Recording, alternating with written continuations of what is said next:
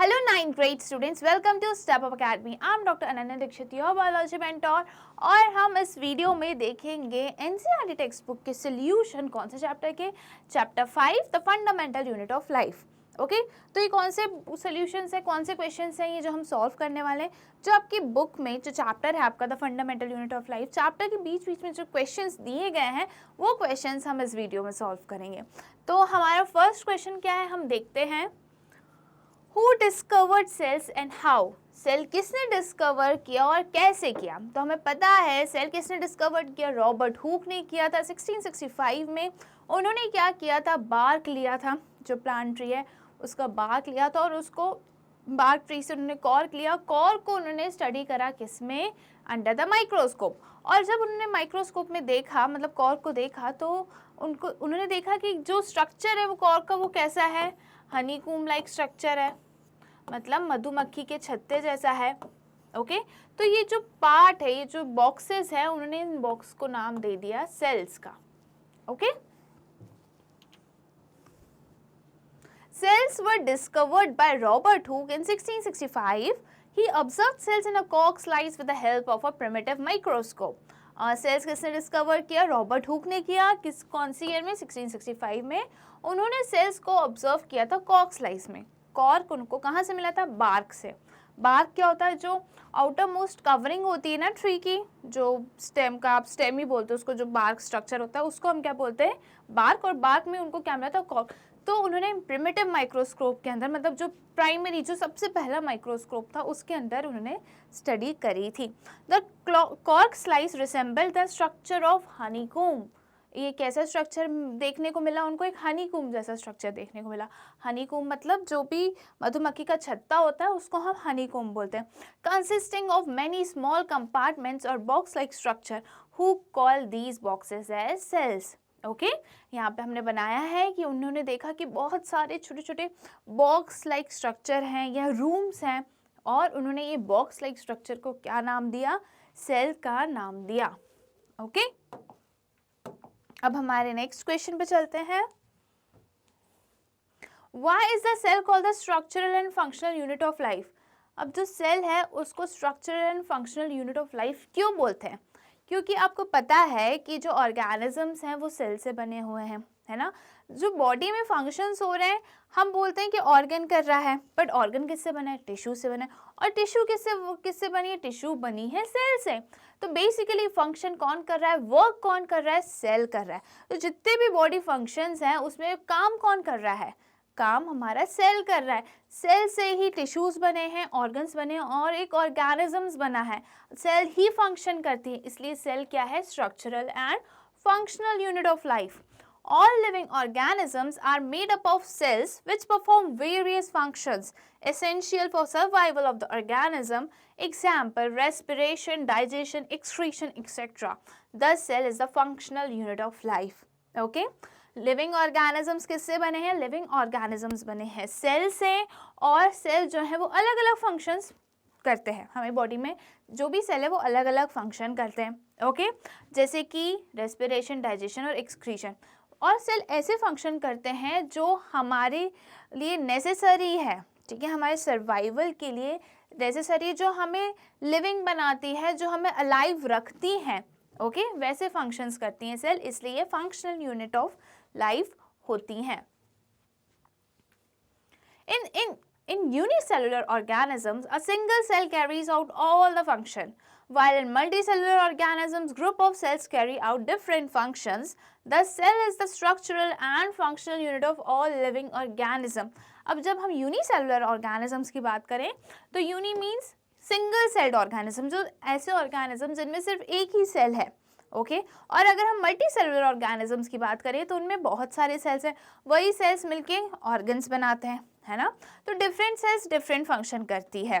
जैसे कि अगर हम डाइजेस्टिव सिस्टम की बात करें तो ऑर्गन्स में जो भी वो सेल्स हैं तो वो डाइजेशन का काम करेंगी, है ना। रेस्पिरेटरी ऑर्गन्स में जो सेल्स हैं वो रेस्पिरेशन का काम करेंगी, राइट। तो वैसे ही ये तो हो गई बात हमारी किसकी, मल्टी सेलुलर की। बट यूनिसेलुलर ऑर्गेनिज्म में तो एक ही सेल प्रेजेंट है, सिंगल सेल्ड ऑर्गेनिज्म है वो, तो उनमें ये सारे फंक्शन कौन करेगा, तो वो जो सिंगल सेल्ड है ना, जो एक ही सेल है ना, वो सारे फंक्शन करेगी। वो रेस्पिरेशन भी करेगी, एक्सक्रीशन भी करेगी, डाइजेशन भी करेगी, सारे फंक्शंस कौन करेगा? That one cell. ओके, इसलिए सेल को क्या बोला गया है? सेल को बोला गया है structural and functional unit of living organisms. Question third देखते हैं हम, how do substances like CO2 and water move in out of the cell. अब हमें ये बताना है कि जो सब्सटेंसेस हैं लाइक कार्बन डाइऑक्साइड गैस होती है, वाटर H2 मॉलिक्यूल्स, ये कैसे जो सेल है उससे अंदर और बाहर जाते हैं। CO2 and other gases move in and out of the cell by the process of diffusion। Diffusion में क्या होता है कि गैसेस का मूवमेंट होता है ना। डिफ्यूजन में गैसेस, वाटर, सबका मूवमेंट होता है। ओके, अगर हम एडवांस फॉर्म में जाएं तो ऑस्मोसिस जो है वो डिफ्यूजन का एडवांस्ड फॉर्म है। ओके, ऑस्मोसिस जो वाटर का मूवमेंट होता है ना, उसको हम ऑस्मोसिस बोलते थे। Okay, CO2 and other gases move in and out of the cell by the process of diffusion। जो डिफ्यूजन की जो गैस का मूवमेंट होता है, जो गैसियस एक्सचेंज हो रहा है सेल और सेल के अंदर जो चीज़ें आ रही हैं और सेल से बाहर जो जा रही हैं, ये मूवमेंट को हम क्या बोलेंगे? इस प्रोसेस को हम क्या बोलेंगे? Diffusion. Okay, when the concentration of carbon dioxide is more inside the cell than outside, CO2 diffuses out of the cell। अगर सेल में कंसेंट्रेशन कार्बन डाइऑक्साइड का ज़्यादा है और वही कंसेंट्रेशन उसके आउटर एनवायरनमेंट में कम है, तो कार्बन डाइऑक्साइड सेल से बाहर आ जाएगी। कहाँ? आउटर एनवायरनमेंट में। Okay, If CO2 concentration inside the cell is less, CO2 moves inside the cell from outside। हमें ये पता है कि डिफ्यूजन हो या ऑस्मोसिस हो, the materials move from higher concentration to the lower concentration। ये बात हो गई डिफ्यूजन की। ओके, अब ऑस्मोसिस की हम बात करें, the water moves in and out of the cell by the process of osmosis. अगर वाटर का मूवमेंट हो रहा है सेल से अंदर या बाहर, तो उसको हम क्या बोलेंगे? उस प्रोसेस को हम क्या बोलेंगे? ऑस्मोसिस बोलेंगे। Osmosis is the diffusion of water from a region of its higher concentration to lower concentration through a semi permeable membrane. अब हमें दो चीज़ें याद रखनी है, डिफ्यूजन और ऑस्मोसिस में क्या डिफरेंस है। डिफ्यूजन गैसेस और वाटर दोनों का होता है ना, बट ऑस्मोसिस सिर्फ वाटर का होता है। जो ऑस्मोसिस की प्रोसेस है वो सिर्फ वाटर में होती है। ठीक है, जो वाटर का डिफ्यूजन हो रहा है, जो वाटर का मूवमेंट हो रहा है, उसको हम क्या नाम दे देते हैं? हम उसको बोल देते हैं ऑस्मोसिस। ओके, ऑस्मोसिस में सेमी परमिएबल मेम्ब्रेन की ज़रूरत होती है, बट डिफ्यूजन में कोई ऐसी मेम्ब्रेन की रिक्वायरमेंट नहीं होती है। ओके, सेमी परमिएबल मेम्ब्रेन सिर्फ आपको ऑस्मोसिस में मिलता है, डिफ्यूजन में उसकी रिक्वायरमेंट नहीं होती है। सेमी परमिएबल मेम्ब्रेन या आप सिलेक्टिवली परमिएबल मेम्ब्रेन की बात करें तो ये क्या होता है? सेमी और सिलेक्टिवली। तो इसका मतलब है कि ये कोई मतलब जो चीज़ें ज़रूरी हैं उनको या तो अंदर आने देगा या फिर सेल से बाहर जाने के लिए परमिट करेगा सिलेक्टिवली। ठीक है, ऐसा नहीं है कि ये गेट खोल के रखेगा, जिसको अंदर आना है आए, जिसको बाहर जाना है जाए। ओके, ये सेमी है, सिलेक्टिवली है। ओके, अब हम हमारे नेक्स्ट क्वेश्चन में चलते हैं। Why is the plasma membrane called a selectively permeable membrane? अब plasma membrane जो है उसको selectively permeable membrane क्यों बोलते हैं? The plasma membrane is called a selectively permeable membrane because it allows entry and exit of some selected molecules only through the cell. It also prevents movement of some other materials। क्यों बोला गया? अभी हमने आपको बताया था कि semi permeable और सिलेक्टिवली परमिएबल का मेम्ब्रेन का मतलब क्या होता है कि जो कुछ चीज़ें ही अंदर आने देती हैं और कुछ चीज़ें ही बाहर जाने देती हैं, तो वो सिलेक्टिवली परमिएबल मेम्ब्रेन होती है। तो प्लाज्मा मेम्ब्रेन क्या है? वो सिलेक्टिवली परमिएबल मेम्ब्रेन है।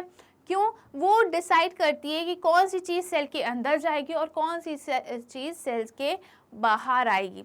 वो सबको अंदर जाने के लिए परमिशन नहीं देती है और ना सबको, जो भी सब्सटेंस सेल के अंदर है, ना उनको बाहर आने की वो परमिशन देती है। वो डिसाइड करती है किसको अंदर जाना है और किसको बाहर आना है। ओके, तो ये हो गया हमारा answer fourth. How is a prokaryotic cell different from a eukaryotic cell? Fill in the gaps in the following table illustrating difference between prokaryotic and eukaryotic cells। अब हमें यहाँ पे prokaryotes and eukaryotes में difference बताना है। Prokaryotic cells जो होते हैं वो स्मॉल होते हैं, साइज उनका छोटा होता है, generally small 1 to 10 micrometre, okay, 10 to 6 m। और वहीं अगर हम यूकैरियोटिक सेल्स की बात करें तो इनका साइज बड़ा होता है 5 to 100 माइक्रोमीटर। अगर हम न्यूक्लियर रीजन की बात करें तो इनका जो न्यूक्लियर रीजन है वो अच्छे से डिफाइंड नहीं होता है, जो जेनेटिक मटेरियल है वो ऐसे ही स्कैटर्ड फॉर्म में रहता है। Nuclear region poorly defined and known as nucleoid, okay, इनके पास क्या होता है, न्यूक्लियोइड होता है, न्यूक्लियर रीजन नहीं होता है, न्यूक्लियोइड होता है, और वो अच्छे से डिफाइंड भी नहीं होता, मतलब अच्छे से हम समझ भी नहीं पाते कि कहाँ है। Nuclear reason well defined and surrounded by a nuclear membrane, okay. जो यूकैरियोटिक सेल्स होते हैं उनके पास अच्छा सा न्यूक्लियस होता है और उनके पास न्यूक्लियर मेम्ब्रेन भी प्रेजेंट होती है। बट वो प्रोकैरियोटिक सेल के पास न्यूक्लियस नहीं होता, उनके पास क्या होता है, न्यूक्लियोइड होता है, और उनके पास न्यूक्लियर मेम्ब्रेन भी नहीं होती है। क्रोमोसोम्स इनके पास सिंगल है और इनके पास मोर देन 1 क्रोमोसोम्स, ओके। जो क्रोमोसोम्स प्रोकैरियोटिक सेल में है वो सिंगल है और यूकैरियोटिक्स में एक से ज़्यादा है। Membrane bound cell organelles are absent. अब हमने इतनी सारी सेल ऑर्गेनेल्स की बात करी थी, माइटोकॉन्ड्रिया, गोल्गी अपैरेटस, इन सब की हमने बात करी थी। तो ये जो मेम्ब्रेन बाउंड सेल ऑर्गेनेल्स हैं ये प्रोकैरियोटिक सेल्स में प्रेजेंट नहीं रहते हैं, बट यूकैरियोटिक्स में ये होते हैं। Membrane bound cell organelles are present in eukaryotic cells. अब हम बढ़ते हैं हमारे क्वेश्चन नंबर 6 पे। Can you name 2 organelles we have studied that contain their own genetic material. अब ऐसे 2 ऑर्गेनेल्स के बारे में हमें बताना है जिनके पास उनका खुद का जेनेटिक मटेरियल हो। तो कौन से होते हैं, ये होते हैं माइटोकॉन्ड्रिया, क्रोमोसोम्स भी होते हैं और प्लास्टिड्स भी होते हैं, okay. The plastids and mitochondria are the cell organelles that have their own genetic material. इनके पास plastids क्या है, क्लोरोप्लास्ट है ना, तो इनके पास क्या होता है, इनके पास खुद एक क्या होता है, इनके पास होते हैं खुद के जेनेटिक मटेरियल, ये थोड़ा बहुत प्रोटीन सिंथेसाइज कर सकते हैं। If the question number 7, if the organization of a cell is destroyed due to some physical or chemical influence, what will happen?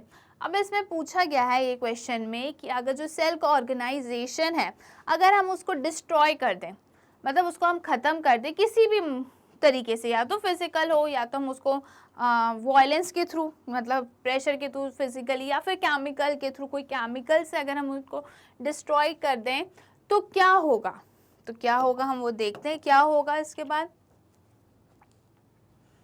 Living cells are capable of performing certain basic function due to the presence of cell organelles present in it. If these are destroyed, then cell will not be able to work properly and will die after some time. जैसे हमारी body में अलग अलग organs present है ताकि हमारी body proper function कर सके, है ना, वैसे ही सेल में भी अलग अलग सेल ऑर्गेनेल्स हैं। अगर हम सेल के ऑर्गेनेल्स को डिस्ट्रॉय कर देंगे या उनको हार्म पहुंचाएंगे तो क्या होगा, सेल अच्छे से फंक्शन नहीं कर पाएगा। हम भी जो फंक्शन करते हैं, हमारी जो बॉडी में दूसरे अलग अलग सिस्टम है, ऑर्गन्स हैं, वो अच्छे से फंक्शन करते तो हमारी पूरी बॉडी अच्छे से फंक्शन करती है ना।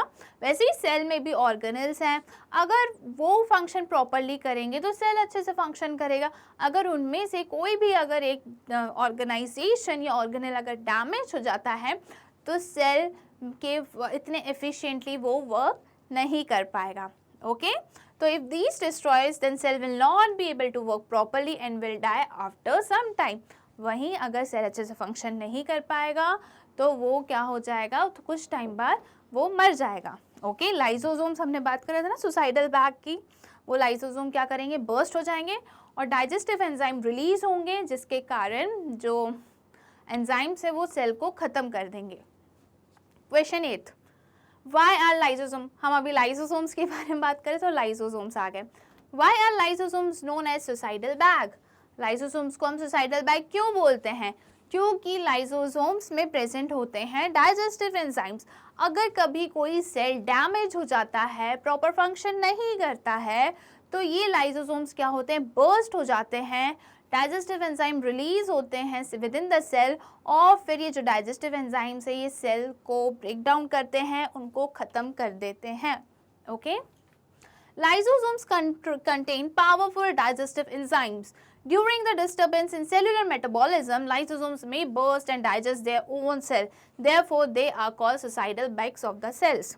अभी क्या बताया है इन्होंने, इसमें क्या बताया है कि लाइसोसोम्स के पास पावरफुल डाइजेस्टिव एंजाइम्स होते हैं. डाइजेस्टिव एंजाइम्स मतलब ऐसे एंजाइम्स जो किसी भी मॉलिक्यूल्स को या पार्टिकल को वो ब्रेक डाउन करें, ठीक है, पीसेस में तोड़े. ओके, तो इनके पास ऐसे डाइजेस्टिव एंजाइम्स होते हैं. जब कभी भी सेलुलर मेटाबॉलिज्म, या मतलब मेटाबॉलिज्म मीन्स अगर जब कभी भी सेल्स अच्छे से फंक्शंस नहीं परफॉर्म करती है, सेल के अंदर जो एक्टिविटीज होनी होती है वो नहीं होती है, तो ये लाइसोसोम्स बर्स्ट हो जाते हैं और वो क्या करते हैं, वो अपने जो सेल्स हैं उनको ही डाइजेस्ट करने लगते हैं, मतलब उन सेल को ही वो तोड़ने लगते हैं, ब्रेक डाउन करने लगते हैं. Therefore they are called suicidal bags. इसलिए इनको हम क्या बोलते हैं, सुसाइडल बैग्स बोलते हैं. ओके, अब हम चलते हैं हमारे next question, that is question number 9. Where are protein synthesize inside the cell. Protein कहाँ सिंथेसाइज होते हैं. हमने पढ़ा था हमारे डिटेल लेक्चर में कि प्रोटीन सिंथेसाइजेस का काम करता है राइबोसोम्स. और ये राइबोसोम्स कहाँ प्रेजेंट होते हैं, अगर राइबोसोम्स अगर एंडोप्लाज्मिक रेटिकुलम पे प्रेजेंट है तो वो रफ एंडोप्लाज्मिक रेटिकुलम होंगे. अगर राइबोसोम्स एंडोप्लाज्मिक रेटिकुलम में नहीं प्रेजेंट है तो वो क्या होते हैं, वो स्मूथ एंडोप्लाज्मिक रेटिकुलम होते हैं. ओके, तो रफ एंडोप्लाज्मिक रेटिकुलम में राइबोसोम्स प्रेजेंट होते हैं तो वो प्रोटीन सिंथेसिस का काम करते हैं, और वहीं जो स्मूथ एंडोप्लाज्मिक रेटिकुलम है वो लिपिड सिंथेसाइजेस का काम करते हैं. ओके, तो इसका करेक्ट आंसर क्या है, ribosomes. Ribosomes are the site of protein synthesis inside the cell. Okay. Now let's move on to our next question. Question यहाँ पे हो गया है खत्म. यहाँ पे हमने जो टेक्स्ट बुक आपकी जो है chapter 5 the fundamental unit of life, in between जितने भी क्वेश्चंस थे उसके हमने सॉल्यूशन अच्छे से देख लिए हैं.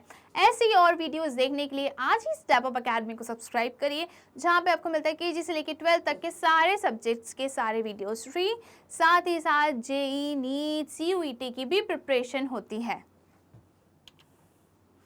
Thank you.